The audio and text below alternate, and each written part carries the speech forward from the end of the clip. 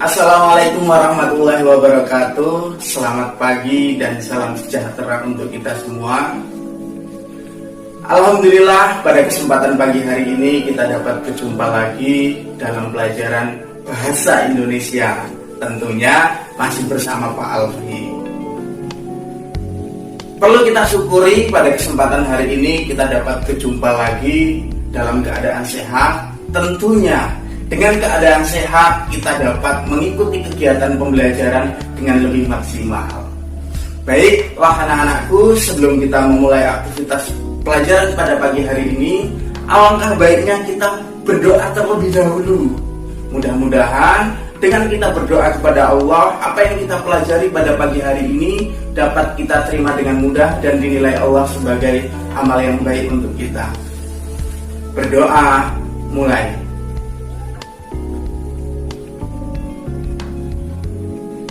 Cukup?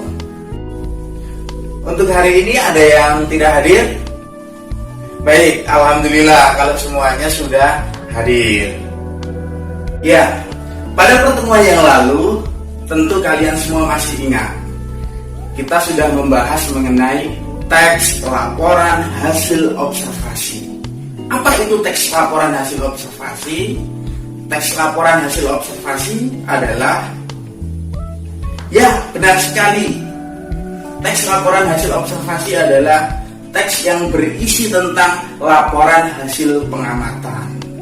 Nah, kalau kemarin kita sudah mempelajari tentang pengertian, tentang struktur, nah, pada pertemuan hari ini kita akan membahas mengenai kaidah kebahasaan teks laporan hasil observasi. Tentunya, dari kegiatan pembelajaran hari ini ada kompetensi yang harus kalian penuhi. Setelah kita menjalankan kegiatan pembelajaran hari ini, diharapkan seluruh peserta didik dapat mengidentifikasi terkait dengan kaidah kebahasaan dalam dua teks laporan hasil observasi yang nanti Bapak berikan. Apa itu kaidah kebahasaan? Kaidah kebahasaan merupakan ciri kebahasaan yang umumnya kita jumpai dalam teks laporan hasil observasi. Setidaknya, dalam pembelajaran hari ini kita akan mempelajari 5 hal terkait dengan kaidah kebahasaan. Yang pertama ada nomina atau kata benda, yang kedua ada verba atau kata kerja, yang ketiga ada frasa nomina, yang keempat ada frasa verba, dan yang kelima adalah kalimat simpleks dan kalimat kompleks. Sudah siap untuk mengikuti pembelajaran secara utuh? Baik. Yang pertama adalah nomina. Nomina atau kata benda adalah kata yang mengarah kepada sebuah benda. Nah, di sini tentunya kita sudah tidak asing. Misalnya meja, kursi, lemari, dan sebagainya. Lalu yang kedua, kata kerja. Nah, kata kerja ini bisa berupa kata yang bersifat kata dasar maupun kata yang berimbuhan. Kita ambil contoh kata kerja yang bersifat kata dasar, yang berasal dari kata dasar. Makan, minum, tidur. Ada juga kata kerja yang berupa kata berimbuhan. Misalnya kata berlari, menyapu, dan sebagainya. Lalu berikutnya terkait dengan frasa nomina. Frasa nomina bisa diartikan sebagai gabungan dua kata atau lebih yang nantinya mengarah pada satu arti kata benda. Kita ambil contoh rumah sakit. Nah, dari dua kata ini tentunya mengarah kepada suatu objek benda, yaitu rumah sakit. Berikutnya terkait dengan frasa verba, gabungan dua kata atau lebih yang di situ mengarah kepada kata kerja. Misalnya kerja keras. Nah, kata kata kerja keras ini juga mengarah kepada sebuah kata kerja. Di situ kata kerja ini harus berkaitan dengan sebuah aktivitas atau perbuatan. Berikutnya, Bapak akan menjelaskan atau memberikan motivasi sedikit berkaitan dengan kalimat simpleks dan kalimat kompleks.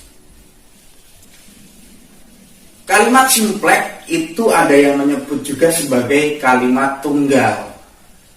Dalam kalimat simpleks, di dalamnya hanya terdapat satu subjek dan satu predikat. Misalnya adalah Bapak itu dokter bedah.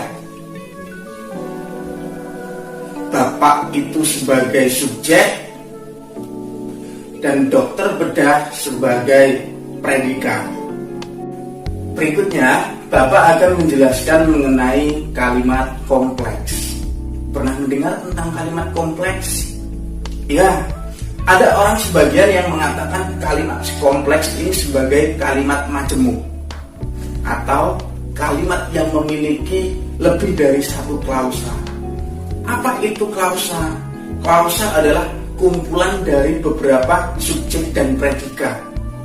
Nah, jadi dalam satu kalimat kompleks kita akan menjumpai beberapa predikat dan beberapa subjek.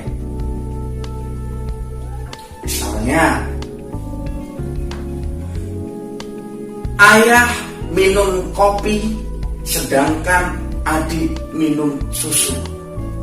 Dalam contoh kalimat ini, di situ ada dua hal yang dijabarkan. Yang pertama, ayah minum kopi ini sebagai induk kalimat atau klausa satu, dan yang kedua adalah adik minum susu ini sebagai anak kalimat atau klausa dua. Baik, berikutnya di sini Bapak akan memberikan dua teks. Yang pertama, teks yang tertera dalam buku cetak, buku kelas 10 Bahasa Indonesia yang ada di halaman 10 dengan judul Wayang.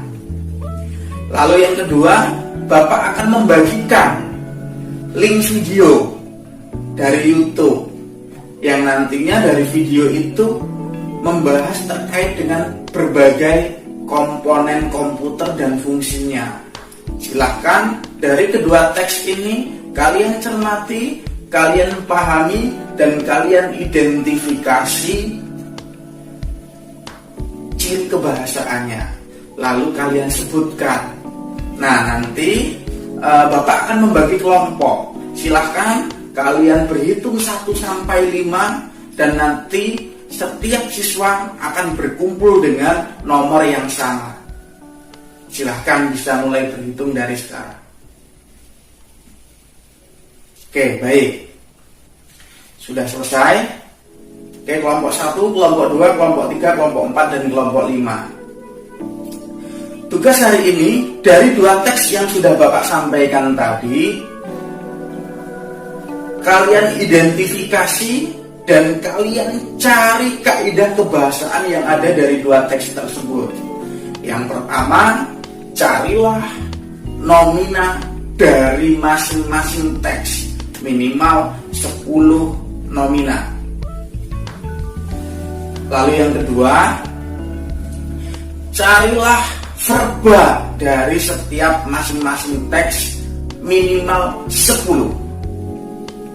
Lalu yang ketiga, carilah kalimat simpleks dari masing-masing teks, minimal 5. Lalu yang keempat, carilah kalimat kompleks masing-masing 5. Jelas perintah tugasnya? Kalau sudah jelas, silahkan kalian amati dengan kelompok masing-masing, kalian diskusikan. Setelah itu kalian tulis dalam lembar kerja yang sudah Bapak siapkan.